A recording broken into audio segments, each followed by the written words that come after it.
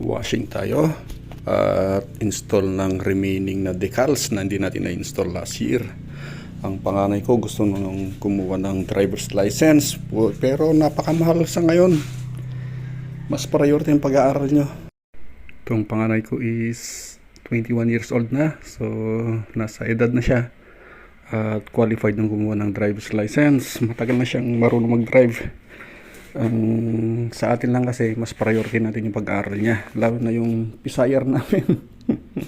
Napakalakas niya sa pagkain, mga idol. Kulang yung 250 na ano niya, na stipend niya na nare-receive niya doon as a scholar.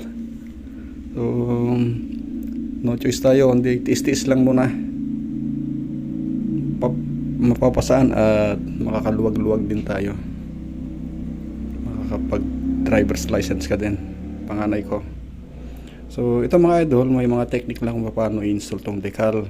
Gamitan lang natin ng tubig and at the same time i-aim nyo lang maigi. Pagka aim nyo is kuha lang kayo ng ng plastic na panghagod. Ito nga pala is after